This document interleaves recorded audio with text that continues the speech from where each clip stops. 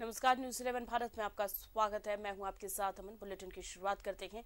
झारखंड में कोरोना की रफ्तार को थोड़ा ब्रेक लगा है। रविवार को 5.93% की दर से राज्य में 3,444 संक्रमित मिले हैं, जबकि रांची में 9.12% की दर से 1,143 संक्रमित मिले हैं। शनिवार की तुलना में रविवार को राज्य के संक्रमण दर में जहां 1.05% की कमी आई है, वहीं राज्य में संक्रमण दर में 4.45% की कमी आई है।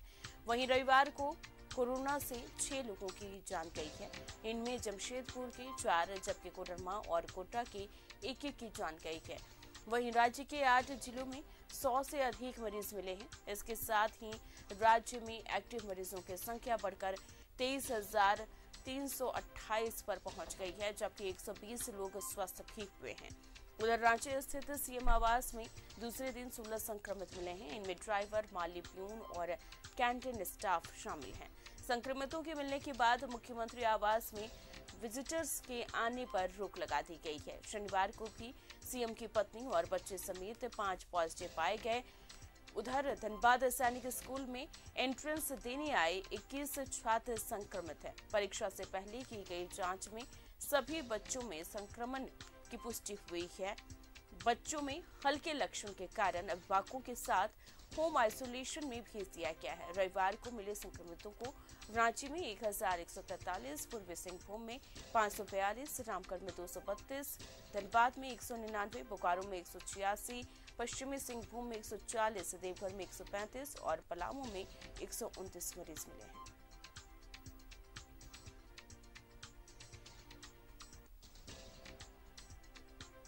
लगातार बढ़ रही कोरोना की रफ्तार में थोड़ी सी कमी आई है। रांची में 1,143 समेत राज्य भर में 3,444 नए कोरोना संक्रमित मिले हैं। आपको बता दें कि 6 लोगों की मौत हुई है। धनबाद सैनिक स्कूल में एंट्रेंस देने आए 21 छात्र संक्रमित पाए गए हैं। झारखंड में 17 दिन बाद संक्रमण दर में कमी आई है।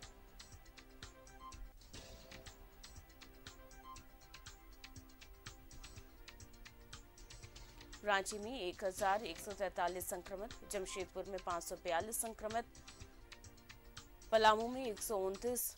वहीं आपको बता दें कि जो रफ्तार लगातार बढ़ती हुई नजर आ रही थी झारखंड में, उस पर ब्रेक लगा है। थोड़ी सी कमी आई है रफ्तार में। 17 दिन बाद थोड़ी सी कमी आई है। रविवार को गंभीर बीमारियों से पीड़ित एक की मौत हो गई। झारखंड में 17 दिन बाद संक्रमण में कमी आई है। रविवार को राज्य में 3,444 नए संक्रमित मिले। रांची में 1,143, जमशेदपुर में 542 संक्रमित मिले हैं। धनबाद में 199, देवघर में 135, बोकारो में 186 संक्रमित मिले हैं।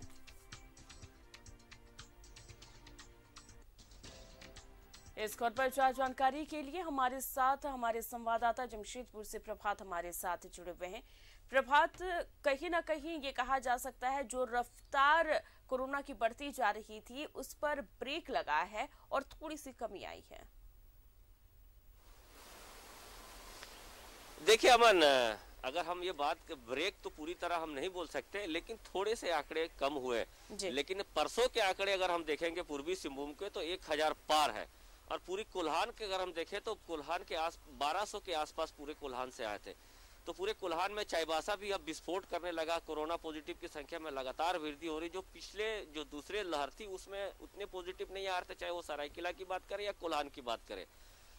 चाईबासा के कल की अगर हम बात करें तो चाईबासा के सिविल कोर्ट के 4 जज भी और समेत 20 कर्मचारी पॉजिटिव हो गए।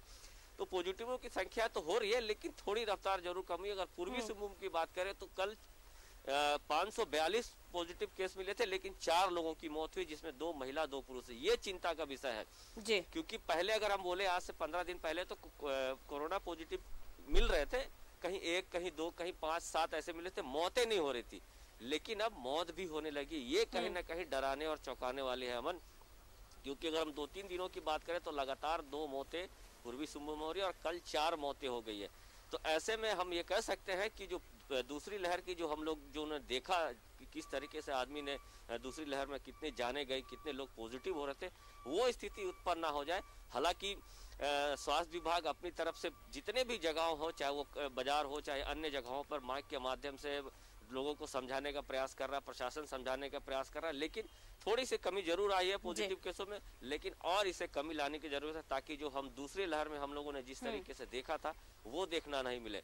अगर हम पूर्वी सिंहभूम की और भी क्षेत्रों की बात करें तो लगातार मार्केटों में जो दुकानदार कोविड का उल्लंघन कर रहे हैं उन पर फाइन भी काटा जा रहा है, कड़ाई पेश की जा रही है, सख्तियां बरती जा रही है। लेकिन प्रशासन को थोड़ी और सख्ती बरतने की जरूरत है, राज्य सरकार को थोड़े कड़े नियम और लगाने की जरूरत है ताकि ये जो बढ़ रहे हैं पॉजिटिव केसेस में थोड़ी से ब्रेक लगाया जा सके। निश्चित है जिस तरीके से माफ कीजिएगा, लगातार जो केसेस बढ़ रहे हैं उसमें कहीं ना कहीं आम लोगों की कहीं ना कहीं हम ये कह सकते हैं कि लापरवाही है, कहीं ना कहीं नासमझी है, जो इस तरह के पॉजिटिव केसेस आ रहे हैं।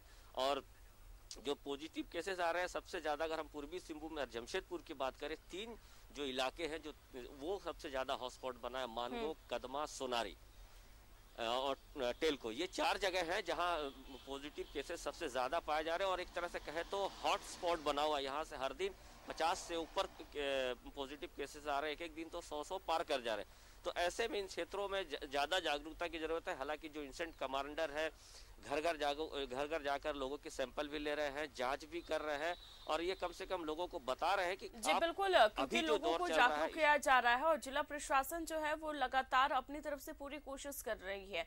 हमारे साथ रांची से हमारे संवाददाता अंजनी और धनबाद से अरुण हमारे साथ जुड़ गए हैं।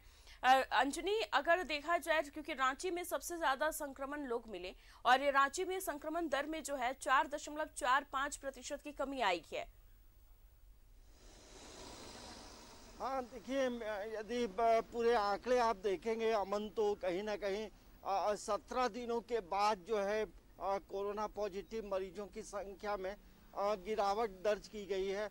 मतलब मरीज कम मिले हैं, लेकिन फिर भी जो आंकड़े हैं पूरे झारखंड का देखेंगे तो 3444 है और रांची में जो मामले आए हैं कहीं ना कहीं 1100 के आसपास हैं। तो थोड़ी राहत जरूर है, लेकिन मौत के आंकड़े भी बढ़े हैं। कल 6 मौतें हुई हैं और जब मौत के आंकड़े बढ़ रहे हैं तभी लोगों में थोड़ा डर और भय घुसा है, तभी लोग थोड़ा मूवमेंट कम किए हैं और मास्क पहनना, जो नहीं पहनते तो वो मास्क भी पहन रहे हैं। तो कहीं ना कहीं तमाम लोग जो जिम्मेदार लोग हैं चीज़ों को समझ रहे हैं, प्रशासन के तरफ से कार्रवाई हो रही है।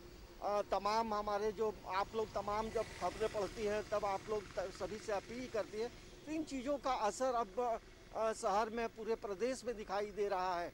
और यही वजह है कि रांची में यातायात मूवमेंट में भी गाड़ियों की आवाजाही में की जो संख्या है वो काफ़ी कम हुई है। लेकिन फिर भी अधिक 1100 भी आंकड़े हैं, तो ये कहीं ना कहीं ये जरूर बता रहा है कि संक्रमण कम्युनिटी में है, स्प्रेड किया है, लोगों को बचने की ज़रूरत है। और जिन लोगों ने ये वैक्सीन नहीं ली है अब तक, तो उन्हें भी वैक्सीन लेना चाहिए। और अमूमन जो है सभी लोग अब जब तमाम चीज़ें बदल रही हैं, पूरे विश्व की तस्वीर बदल रही है, कोरोना के मामले बढ़ रहे हैं, तो लोग समझ रहे हैं कि वैक्सीन की अहमियत क्या है। तो हमें लगता है कि जो कोविड के जो प्रोटोकॉल है वो तमाम लोगों को अभी एक लंबे समय तक जो है इसे फॉलो करना होगा, अपने जीवन शैली में उतारना होगा। क्योंकि आप यदि थोड़ी भी लापरवाही लोग करेंगे तो परेशानी हो सकती है। और यही वजह है कि तमाम लोग जो है अब थोड़ी सजगता दिखाई दे रही है। तो सभी लोगों का प्रयास है और सभी लोग पढ़े लिखे लोग हैं, तो हमें लगता है कि सभी लोगों को जागरूक होने की जरूरत है। जी बिल्कुल अंजनी, अभी भी लोगों को जागरूक होने की जरूरत है। अगर संक्रमण में कमी आई है, क्योंकि थोड़ी सी कमी आई है, तो कहीं ना कहीं ऐसा ना हो कि फिर से लोग लापरवाही करने लगे। लेकिन अपील यही है आप सभी से कि लापरवाही अभी भी नहीं करें, क्योंकि बहुत जरूरी है कि आप मास्क लगा करके रहें। हमारे साथ धनबाद से अरुण जुड़े हुए हैं। अरुण, क्योंकि लगातार संक्रमण बढ़ता हुआ नजर आ रहा था और अब जो है 17 दिन के बाद थोड़ी सी कमी आई है, अगर धनबाद की स्थिति की बात करें तो क्या कुछ देखने को मिल रहा है वहां पर? देखिए अमन, संक्रमण का रफ्तार कम तो नहीं दिख रहा है, क्योंकि कल जैसा कि धनबाद जिले में जो सरकारी आंकड़ा है उसमें 200 संक्रमितों की संख्या आई है। लंबे समय के बाद एक साथ 200 पॉजिटिव पाए गए हैं। कि इसमें 25 बच्चे भी हैं जो कल एग्ज़ाम दे रहे थे सैनिक स्कूल प्रवेश परीक्षा का, जिस क्लास 6 और क्लास 9 के। तो संक्रमण की रफ्तार कम नहीं कर सकते, लेकिन इसके जो अटैक है या इसको कह सकते हैं इसकी जो मारक क्षमता है वो कम है। तो जो जिनकी इम्यूनिटी बहुत मजबूत है, अंदर से बहुत स्ट्रांग है, जो उनको ये आ तो रहा है, लेकिन वायरल फीवर की तरह रह के 3-4-5 दिन रहने के बाद चला जा रहा है। अगर आपको सर्दी खांसी, किसी को भी सर्दी खांसी बुखार अगर हो रखा है, तो आप अगर अभी अपनी जांच कराएंगे, कोविड टेस्ट कराएंगे, तो आपका रिपोर्ट पॉजिटिव निश्चित रूप से आएगा। हालांकि वो 2-3 दिन में अगर आप घर में ही खुद को आइसोलेट कर लें और जो घर के लोगों से दूर रहकर अपना रहें, स्वस्थ दवाई लें, तो आपको क्या बोलते हैं वो नेगेटिव भी हो जाने वाले हैं। तो ये स्थिति है। लेकिन कल की जो बात है वो 199 जो 200 करीब संक्रमित मिले हैं, जिसमें एक की यहाँ डेथ हुई है। तो 199 संक्रमित हैं, और लेकिन इससे ज़्यादा लगभग 170 के आसपास लोगों ने कोरोना को मात देकर डिस्चार्ज हुए हैं और अपने अपने घरों को लौटे हैं। तो एक तरह से कह सकते हैं ये जितने लोगों की संख्या संक्रमण होने की आ रही है, लगभग उतना ही या उससे थोड़ा कम लोग जो पहले पूर्व से संक्रमित है वो ठीक होकर घर जा रहे हैं।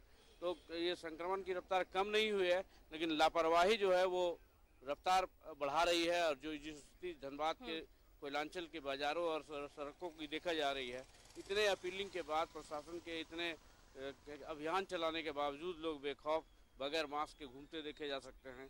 जो इसके लिए जो जरूरी है सामाजिक दूरियों का, उसका पालन जानबूझकर उसका उल्लंघन करते हुए देखे जा सकते हैं।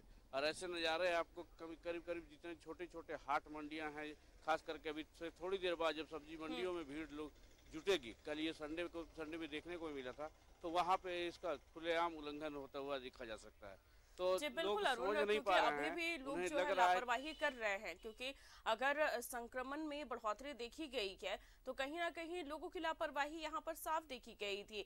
प्रभात, क्योंकि आज से बूस्टर डोज भी लगना है, तो बूस्टर डोज को लेकर के भी क्या कुछ तैयारी की गई है? क्योंकि रफ्तार में तो थोड़ी सी कमी आई है, इसको तो हम ब्रेक और थोड़ी सी कमी नहीं कह सकते हैं, क्योंकि मृत्यु दर जो है वो बढ़ता हुआ जा रहा है।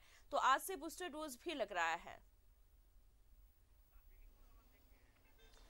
बिल्कुल अमन, देखिए जो मृत्यु दर बढ़ रहा है वो कहीं ना कहीं चिंता का विषय है। थोड़े आंकड़े कम हुए हैं, तो ऐसे में ना कि लोग लापरवाह हो जाए, फिर से वही स्थिति उत्पन्न हो जाए। तो सरकार और राज्य सरकार और जिला प्रशासन तो लोगों से आग्रह कर रहा है, लोगों को भी अपनी समझदारी दिखानी है कि अगर हमें दूसरे वेव को नहीं देखना है तो थोड़ी समझदारी दिखानी होगी। आपने कहा कि बूस्टर डोज, निश्चित है कि आज से बूस्टर डोज दिया जाएगा। जो फ्रंटलाइन वर्कर है या 60 साल से उम्र के जो ऊपर के लोग हैं, तो जिला प्रशासन ने तैयारी पहले कर रखी थी। और जो स्थायी जो कोविड सेंटर है, आप मेरे पीछे देख रहे होंगे कि जो स्थायी कोविड सेंटर है, यहाँ जो 60 साल से ऊपर के जो लोग हैं उन्हें यहाँ बूस्टर डोज दिया जाएगा। और 14 सेंटर बनाए गए हैं पूर्वी सिंहभूम में जो स्थायी चल रहे थे, चाहे वो मानगो की बात करें या फिर किनन स्टेडियम की बात करें या फिर साक्षी की बात करें। जहाँ जहाँ स्थायी कोविड सेंटर चल रहे थे वहाँ पे ये व्यवस्था की गई है। 10 बजे से इसकी शुरुआत होगी और 60 साल से ऊपर या फ्रंट लाइन वर्कर।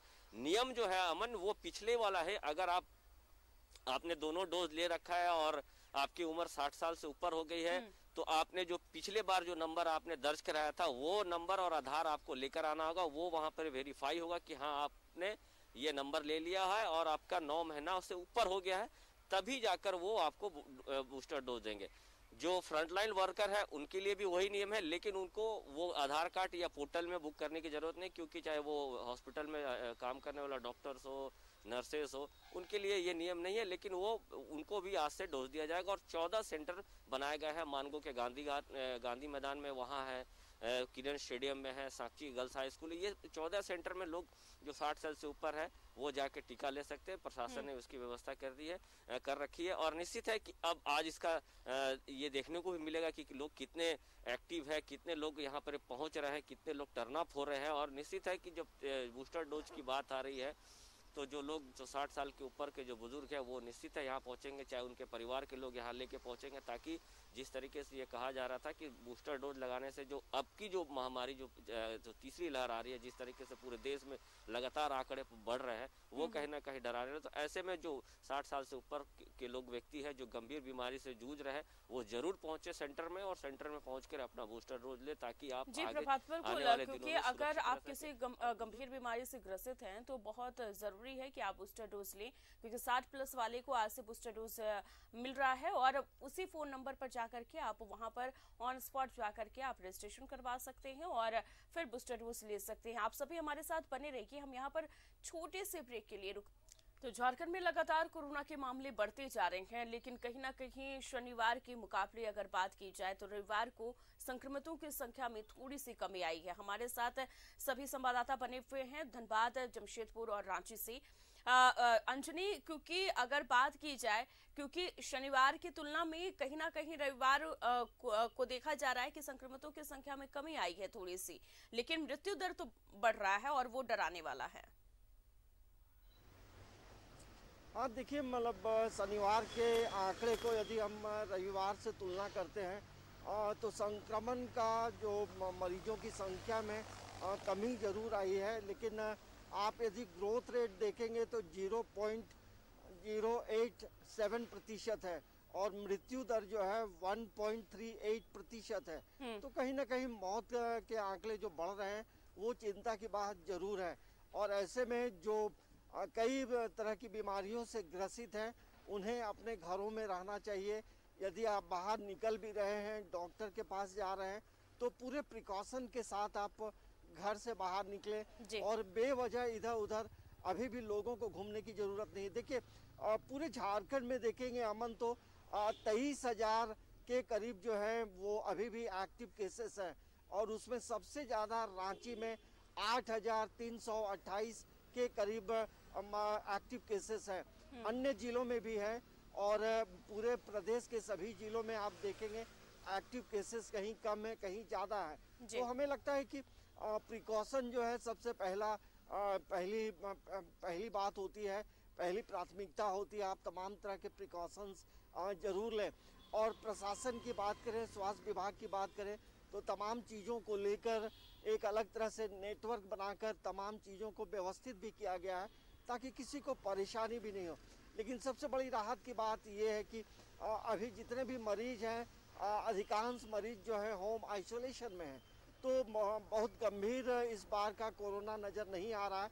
लेकिन कुछ मामले ऐसे आ भी रहे हैं जो कई तरह की बीमारियों से ग्रसित हैं और वो यदि कोरोना पॉजिटिव हुए हैं तो उनके लिए मुश्किलें बढ़ी हैं। लेकिन फिर भी तमाम लोगों को अपना जो दिनचर्या है, अपना जो जीवन शैली है, अपना जो खान पान है, उसे बेहतर रखने की ज़रूरत है। और दूसरी बात है कि साफ सफाई भी ऐसे समय में बहुत प्रमुख हो जाता है। आप अपने घरों के आसपास जो है गंदगी का अंबार लगने नहीं दें। यदि कहीं पे गंदगी का अंबार है तो नगर निगम को फ़ोन करें और तमाम मोहल्ले के लोगों को भी सजग रहने की ज़रूरत है। कोई बेवजह किसी के यहाँ आने जाने, कहा, क्योंकि ऐसी अगर बीमारी है कि इसमें साफ सफाई बहुत जरूरी है। अगर आप साफ सफाई के साथ रहते हो तो संक्रमित होने के चांसेस जो हैं वो थोड़े से कम होते हैं। अरुण, क्योंकि अगर बात की जाए साफ सफाई की तो धनबाद में क्या नगर निगम की तरफ से सैनिटाइजेशन वगैरह का काम किया जा रहा है? अगर वहां पर कहीं पे भी चौक चौराहों पर गंदगी का अंबार लगा हुआ है तो क्या उसे नगर निगम की तरफ साफ करवाया जा रहा है? देखिए अमन, चूंकि ये जो साफ सफाई की जहाँ तक बात है तो नगर निगम की ओर से जैसे ये थोड़ा इसका संक्रमण का प्रसार बढ़ा, 3 स्प्रिंकल मशीन मंगाए गए थे जो सैनिटाइज करने के, शहर को सैनिटाइज करने के काम में लगे हुए थे। जहाँ तक साफ़ सफाई की बात है तो चूँकि देखिए ये अभी फ़िलहाल स्वच्छता सर्वेक्षण चल रहा है पूरे राष्ट्रीय भारत स्तर पे और जिसमें धनबाद भी एक हिस्सा ले रहा है। तो नगर निगम वैसा कहीं भी खास करके मुख्य सड़कों की तो कहीं गंदगी दिखती नहीं है। तो ये कह सकते हैं हम जो नगर निगम अपने काम कर रहा है, सैनिटाइजेशन का काम हो रहा है। घर में हमें जो है वो इसका कैसे बिहेवियर का पालन करते हुए रहना है या भीड़ भाड़ में कैसे जाना है, ये सबसे बड़ा वही है। अगर उसको हम अपने जीवन में समाहित कर लें, फिलहाल जो कोविड संक्रमण का दौर चल रहा है, तो वैसी स्थिति में ही हम इसको मात दे सकते हैं और बच सकते हैं। तो कह सकते हैं, देखिए कोविड जो है तो ज़रूर खतरे भी इसके दिख रहे हैं, और क्योंकि अभी आपने जैसा कहा मौत का ग्राफ बढ़ते जा रहा है, तो धनबाद में भी लंबे अरसे के बाद प्रतिदिन पिछले 3-4-5 दिनों से एक या दो लोगों की मौत हो रही है। तो इसको रोकने के, इसके पीछे का जो विशेषज्ञों की जो राय है, जो ऐसे लोगों पर ये संक्रमण जो है ये अटैक कर रहा है, जो पहले से बीमार हैं, किसी गंभीर बीमारी से ग्रसित हैं, या जिन्होंने एक भी डोज नहीं लिया है, तो वैसे लोगों अगर थोड़े जिनके इम्यूनिटी को कमज़ोर पाता है ये वायरस, तो उस पर पूरी तरह से घात करता है और उनकी तब जीवन लीला समाप्त हो सकती है। तो सब कुछ है, हमको अपने समझना होगा और सतर्क रहना होगा, तभी इसको मात दे सकते हैं। जी बिल्कुल, क्योंकि अगर हम जब तक सावधान और सतर्क नहीं होंगे तब तक हम कोरोना पर ब्रेक नहीं लगा सकते हैं। प्रभात, क्योंकि अगर साफ सफाई की बात की जाए और कई जगह जो है वो सैनिटाइजेशन का भी काम किया जा रहा है, जमशेदपुर में क्या सैनिटाइजेशन और सारी चीजों का ख्याल रखा जा रहा है नगर निगम की तरफ से? देखिए अमन, जमशेदपुर जो शहर है वो अगर शहरी क्षेत्र की बात करें तो टाटा स्टील इसकी पूरी देख रेख करती है। उसकी असंघिक इकाई है जिसको वो पूरी साफ सफाई का जिम्मा रखा और जिम्मा लेता, और शहरी क्षेत्र में आपको कहीं गंदगी नजर नहीं आएगी क्योंकि टाटा स्टील ने वैसी व्यवस्था कर रखी है। आपने कहा नगर निगम, तो जमशेदपुर नोटिफाइड एरिया कमेटी के है जो शहरी इलाके के अलावा जैसे मानगो हो गया या जुगसलाई हो गया या बिरसा नगर, इन क्षेत्रों में जमशेदपुर नोटिफाइड एरिया के द्वारा ही, क्योंकि स्वच्छता संरक्षण का ये चल रहा है और स्वच्छता को लेकर लगातार कोरोना के साथ साथ स्वच्छता संरक्षण के बारे में भी लोगों को बताया जा रहा है, क्योंकि शहर को एक नंबर में लाना, पिछले दिनों शहर अपना अगर कहे तो अच्छे पैदान पर आया था। तो जिसको जमशेदपुर नोटिफाइड एरिया के विशेष पदाधिकारी कृष्ण कुमार के द्वारा लगातार, चाहे वो जो गैर टिस्को एरिया, जो गैर टाटा स्टील के क्षेत्र है, वहां साफ सफाई की जा रही है। लेकिन ये साफ सफाई में आम आदमी को भी सहयोग करने की जरूरत है, क्योंकि अमूमन देखा जाता है अमन कि बहुत सारे घर के लोग होते हैं कि जो कचरा आपने लिया और बाजू में जाके फेंक दिया। तो ये नहीं होना चाहिए, क्योंकि आपके घर के बगल में आप खुद गंदगी करेंगे तो कोरोना के साथ साथ अन्य बीमारी भी आपको घेरेगी, क्योंकि जो कचड़े या गंदगी रहते हैं उसके चलते डायरिया, मलेरिया, ये भी बीमारी होते हैं, डेंगू। तो कोरोना तो है ही, ये भी बीमारी आप पर हावी हो जाएगा। तो कम से कम लोगों को सहयोग करने की भी जरूरत है।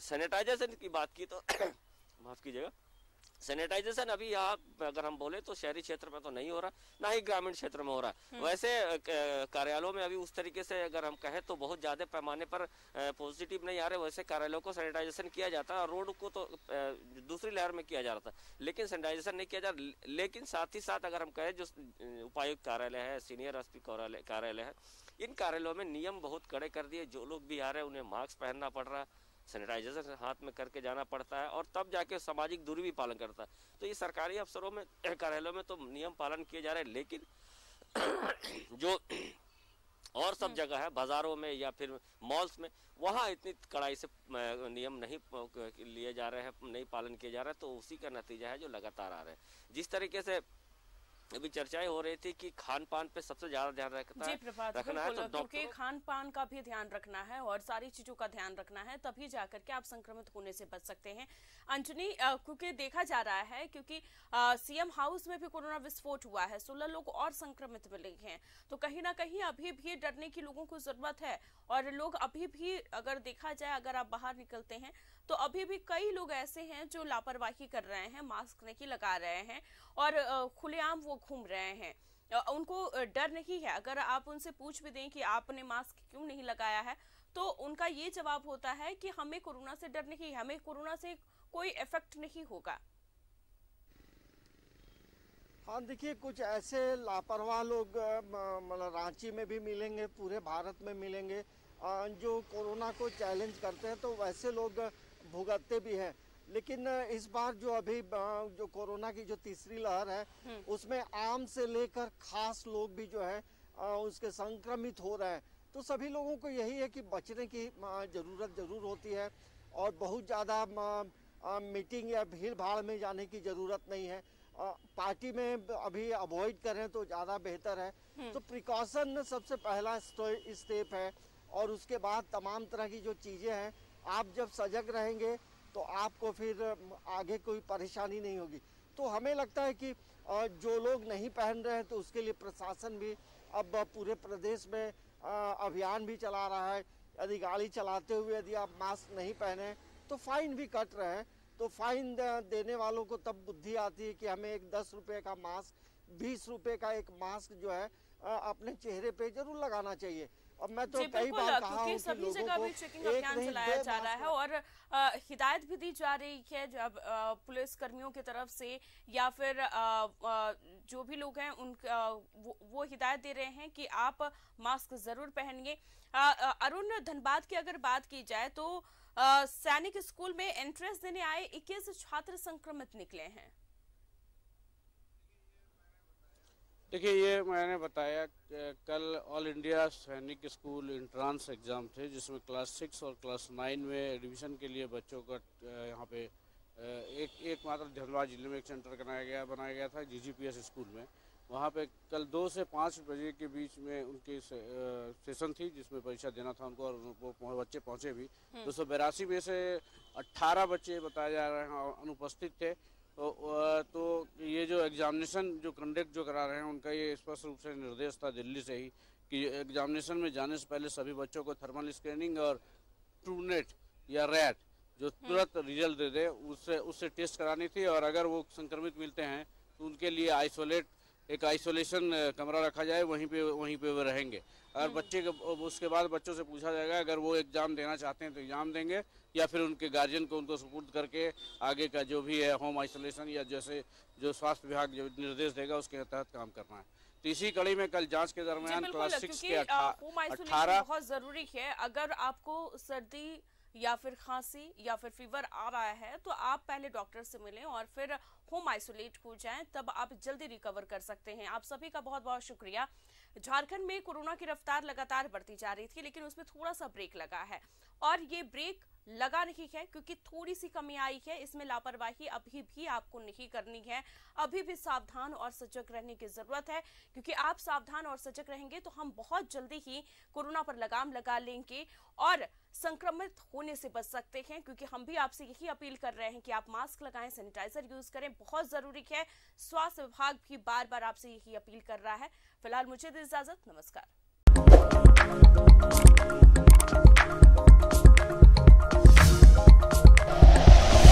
Like and share videos, subscribe करें हमारा चैनल और प्रेस करें बेल आइकॉन। News 11 भारत, सच है तो दिखेगा।